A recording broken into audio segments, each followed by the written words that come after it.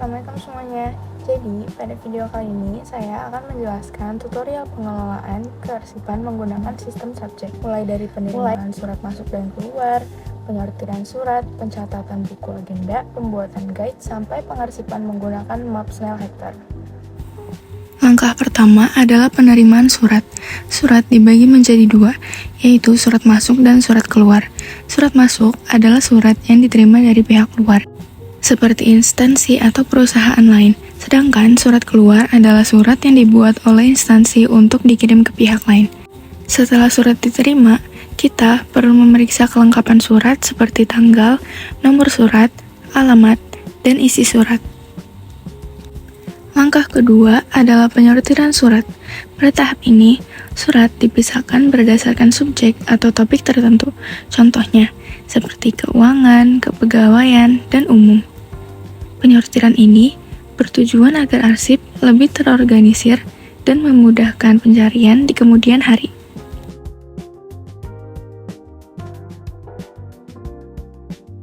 Langkah ketiga adalah pencatatan di buku agenda.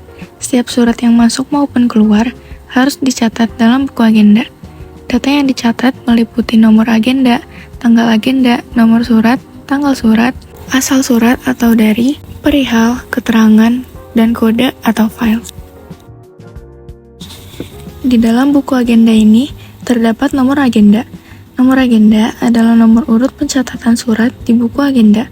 Fungsinya untuk membedakan setiap surat yang dicatat. Selanjutnya, ada tanggal agenda. Nah, tanggal agenda adalah tanggal saat surat dicatat ke dalam buku agenda. Yang ketiga, ada nomor surat. Nomor resmi yang terdapat pada surat sebagai identitas surat. Nomor surat ini isinya ada nomor urut surat. Lalu, ada inisial perusahaan yang disingkat. Kemudian, ada bulan pencatatan surat menggunakan huruf Romawi. Dan yang terakhir, ada tahun dibikinnya surat. Selanjutnya ada tanggal surat. Tanggal yang tercantum pada surat saat surat dibuat atau diterbitkan. Kemudian ada dari, yaitu nama pengirim surat atau asal instansi yang mengirim surat tersebut. Selanjutnya ada perihal, yaitu isi pokok atau topik utama surat secara singkat, yang nantinya akan ditulis secara bold karena sekarang kita menggunakan sistem subjek. Selanjutnya ada keterangan, yaitu catatan tambahan mengenai surat, misalnya sifat surat, tindak lanjut, atau tujuan surat. Unsur ini bersifat opsional. Yang terakhir, ada kode atau file, yaitu kode penyimpanan atau nama file arsip yang digunakan untuk mengelompokkan surat sesuai sistem kearsipan agar mudah dicari kembali.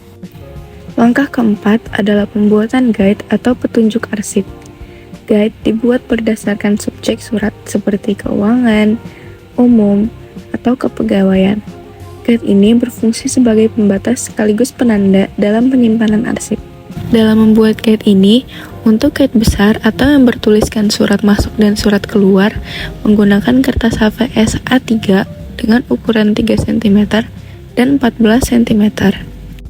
Untuk guide surat keluar, menggunakan kertas HVS A4 dengan ukuran untuk penandanya 2 cm dan 10 cm.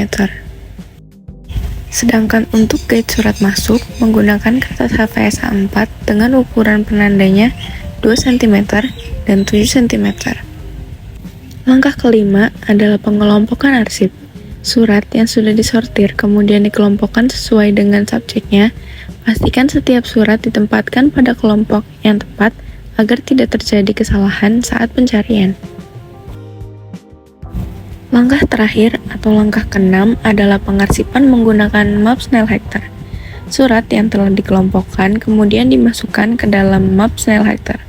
Langkahnya adalah dengan melubangi kertas jika diperlukan, kemudian menyusun surat berdasarkan tanggal atau nomor, lalu menjepitnya di dalam map. Setelah itu, beri label pada map sesuai dengan subjek arsip. Nah, jadi itu dia tutorial pengelolaan kearsipan menggunakan sistem subjek. Dengan sistem ini, arsip akan menjadi lebih rapi dan mudah dicari. Terima kasih telah menonton video kali ini. Semoga video ini bermanfaat. Saya pamit undur diri. Wassalamualaikum warahmatullahi wabarakatuh.